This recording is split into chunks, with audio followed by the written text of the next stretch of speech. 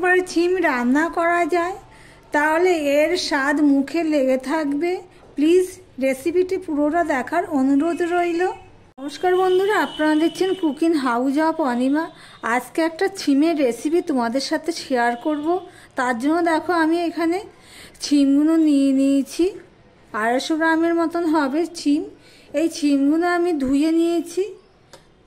এবারে ছিমগুলো দুই মাথা আমি এইভাবে কেটে নেব। কেটে নিয়ে ফিরে আসছি। দেখো ছিমগুলো সব আমি কেটে নিয়েছি, আর মাঝখান দিয়ে ঠিক আমি এরকম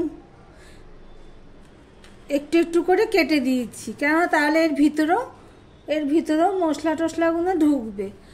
সাথে নিয়ে নিয়েছি একটা টমেটো, আর নিয়ে নিয়েছি মিডিয়াম সাইজের একটা পেঁয়াজ। এদিকে দেখো একটা কড়াই বসিয়ে দিয়েছি, অল্প জল দিয়ে দিয়েছি। এবার আমি এখানে অল্প একটু নুন দিয়ে দিলাম। জলটা দেখো ফুটে উঠেছে, নুনটা দিয়ে জলের মধ্যে আমি গুলে দিলাম। এবার আমি কেটে রাখা ছিমগুলো আমি দিয়ে দেব। ভিডিওটি স্কিপ করবে না, তাহলে বুঝতে পারবে না আমি কিসের পর কি দিলাম। খুবই দারুণ টেস্টফুল একটা রেসিপি। প্লিজ তোমরা একবার দেখো, বানিয়ে খেও, খুবই ভালো লাগবে।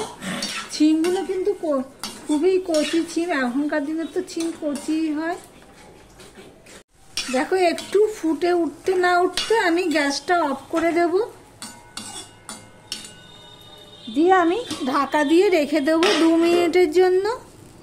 ঢাকা দিয়ে 2 মিনিট আমি ওয়েট করলাম, করে আবার এবার আমি ছিমগুলো কড়াই থেকে তুলে নিচ্ছি। একটু ভাপি না বলে আর কি। এবার কড়াইয়ের জলটা আমি ফেলে দিয়ে আসছি। এদিকে দেখো কড়াই বসিয়ে দিয়েছি। কড়াইটা গরম হয়ে গেলে আমি এখানে সাদা তেল দিয়ে দিলাম। প্লিজ এই পর্যন্ত যারা ভিডিওটি দেখছো, দেখতে একটা লাইক করে দিও।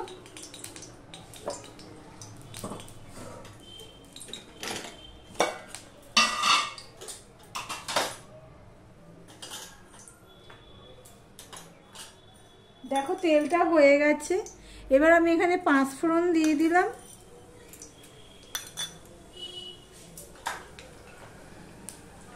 একটু নুন দিয়ে দিলাম।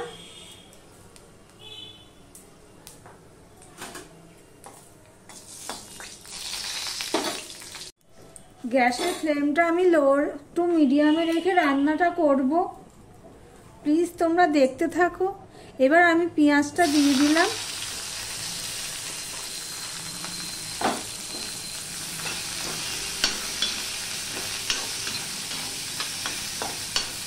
দেখো পেঁয়াজটা লাল লাল হয়ে ভাজা হয়ে গেছে।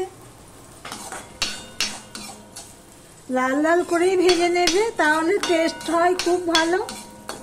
পেঁয়াজটা ভালো করেই ভাজতে হবে। এবার যে আমি কেটে রাখা টমেটোগুলো দিয়ে দিলাম।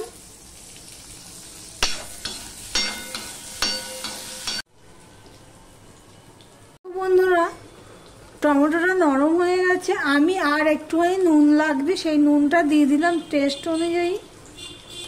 আমি দেখো অল্প একটু লঙ্কার গুঁড়ো দিয়ে দিলাম।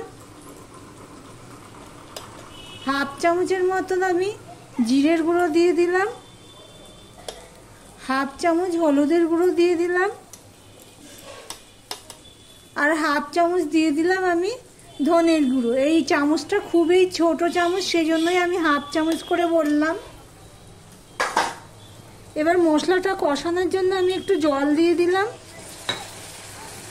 এবার মশলাটা আমি ভালো করে কষিয়ে নেব। ভালো করে কষানো হয়ে গেছে।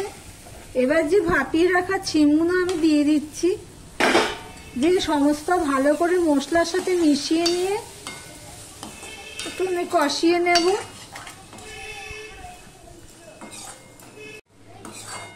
এবার গ্যাসের ফ্লেমটা আমি একদম লো করে দিয়েছি, দিয়ে আমি ঢাকা দিয়ে দেব। এদিকে দেখো আমি 4 কোয়া রসুন নিয়ে নিয়েছি, 6টা কাঁচা লঙ্কা নিয়ে নিয়েছি। ঝালটা যার যার স্বাদ অনুযায়ী দেবে, খুব একটা ঝাল নেই। আর এখানে দেখো আমি 2 চামচ পোস্ত নিয়েছি, আর 2 চামচ সর্ষে নিয়েছি। সেগুলো আমি এখানে দিয়ে দিলাম। দিয়ে একটা মিহি পেস্ট বানিয়ে নেব। একদম লোয়ে রেখে আমি 2 থেকে 2.5 মিনিট আমি কষিয়ে নিয়েছি। মাঝে 2-3 বার এসে আমি এইভাবে নেড়ে দিয়েছি। আর এখানে দেখো আমি সর্ষে পোস্ত, কাঁচা লঙ্কা, রসুনের পেস্টটা ততক্ষণে করে নিয়েছি, সেটা আমি এবারে এখানে দিয়ে দিলাম। এইভাবে যদি একবার শিম রান্না করো তাহলে মুখে লেগে থাকবে, এতটাই ভালো হয়। ঠিক আমি যেইভাবে করলাম এইভাবে একবার করে খেয়ে দেখে কমেন্ট করো। এবার আমি জল দিয়ে দিলাম। এই তরকারিটা তো পাতুরি হবে, সেই জন্য শিমের পাতুরি, পাতা ছাড়াই পাতুরি কড়াইতে।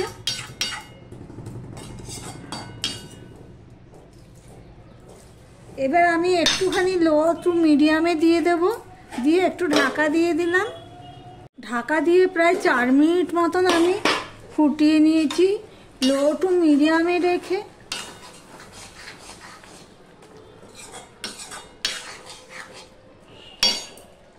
এবার এর মধ্যে দেখো আমি 2 চামচের মতন চিনি দিয়ে দিলাম। চিনিটা দিয়েও আমি ভালো করে সব সাথে মিশিয়ে নেব। পুরো তরকারিটার সাথে আমি সবজির সাথে মিশিয়ে নিলাম। এবার 1 মিনিটের জন্য আমি ফুটিয়ে নেব, চিনিটা গলা অপেক্ষা করব। তাহলে দেখো শিমের এই রেসিপিটি গরম ভাতে প্রথম পাতে পুরো জমে যাবে। তাহলে ভিডিওটি আজকের মতন এখানেই শেষ করলাম।